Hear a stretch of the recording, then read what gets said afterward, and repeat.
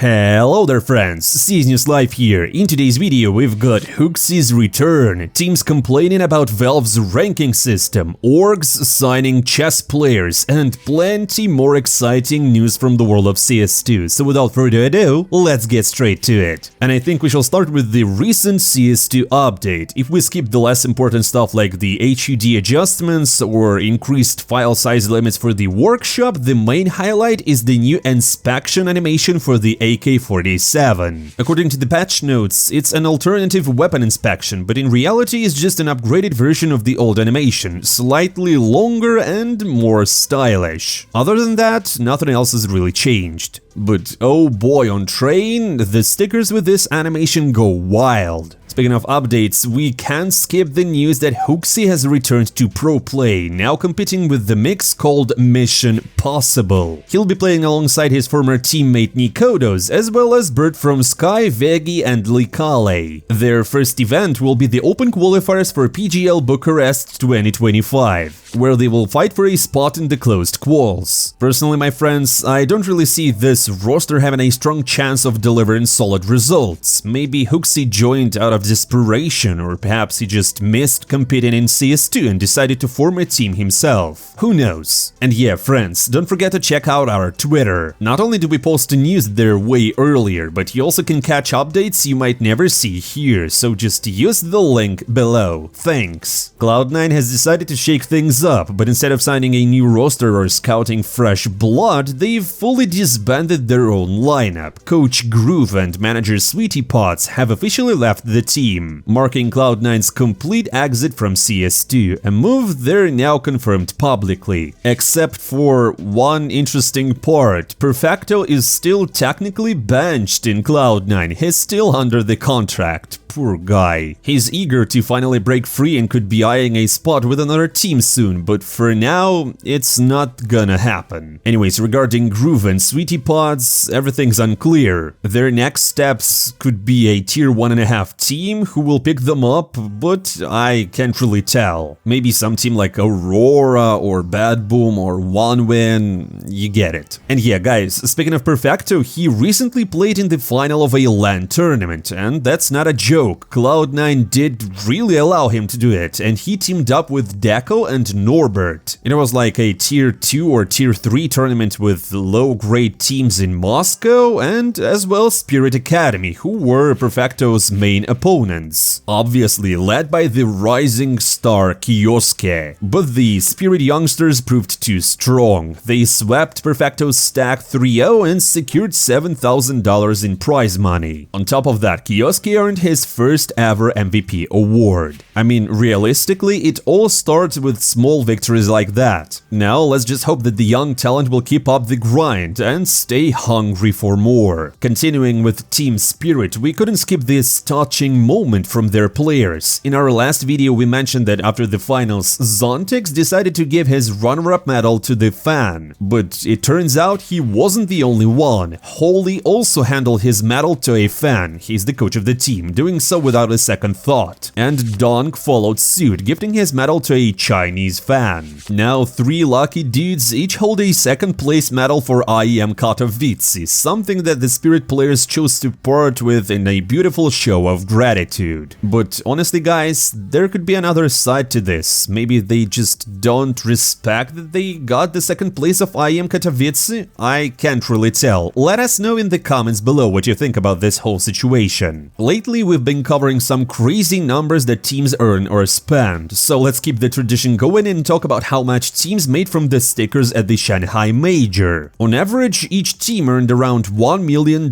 from sticker sales, with payouts ranging from $800,000 to $1.2 million.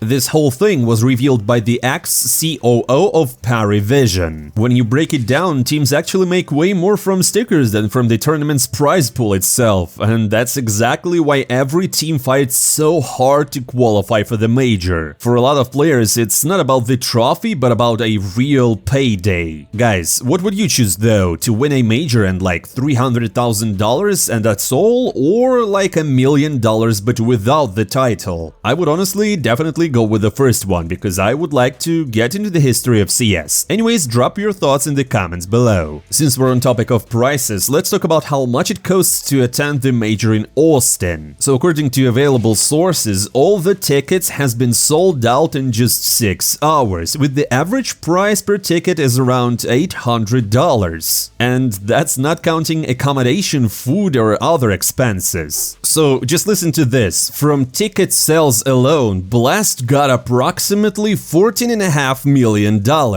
If our math is correct. Let's count together. So see, $800 per ticket. The capacity of the Moody Center Arena is 18,000 seats. 800 multiplied by 18,000 is around $14.5 million.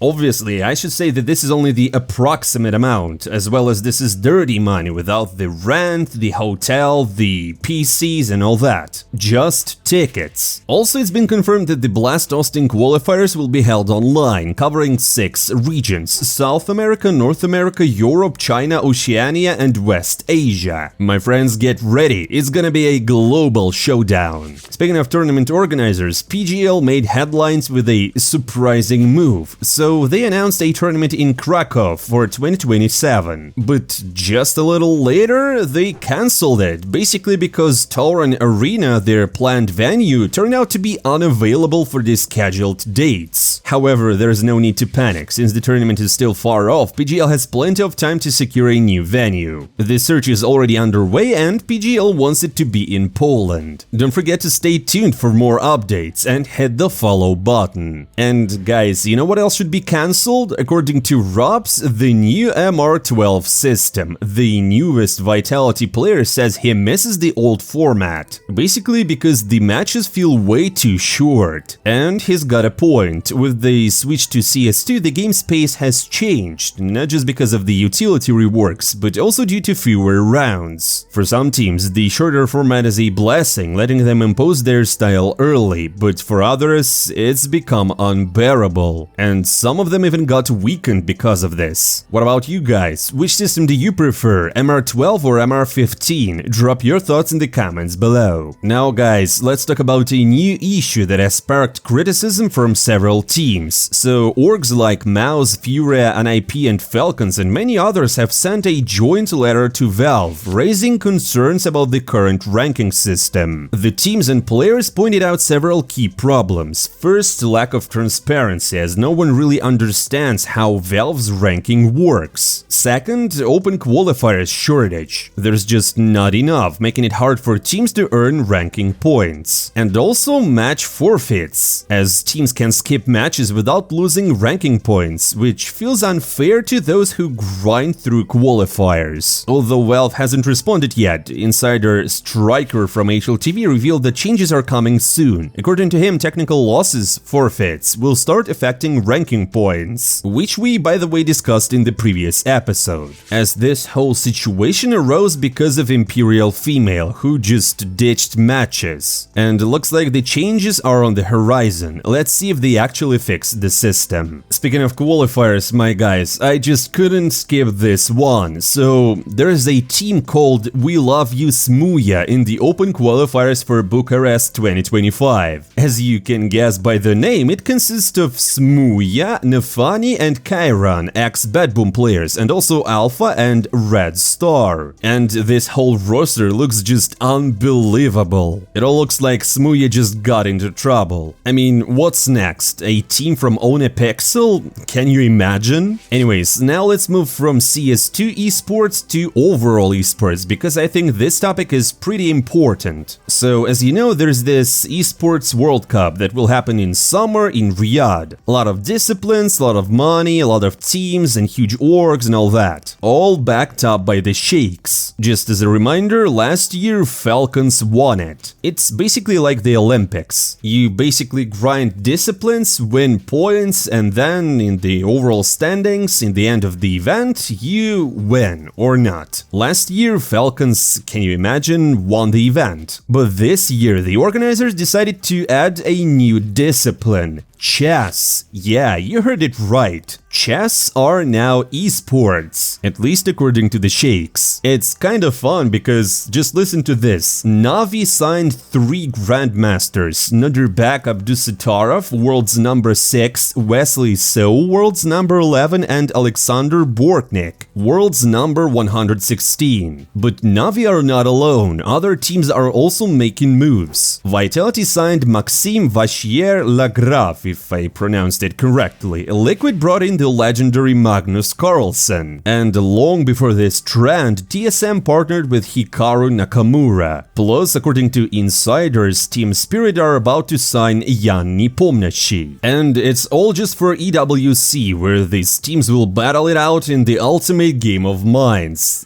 Game of esports. Well, you get it. Even though there's a lot of time before the EWC, I guess we will see these teams also competing in CS2. Maybe except TSM, but well, who knows. Anyways, my friends, thank you for watching. As you might have noticed, this time only news, no matches. Tell us what you think about this format in the comments below. It's very important for us to understand what to do with this channel and how to develop, and we want your opinions on it. But for now, I think I'm not saying goodbye for a long time, my friends. See you soon!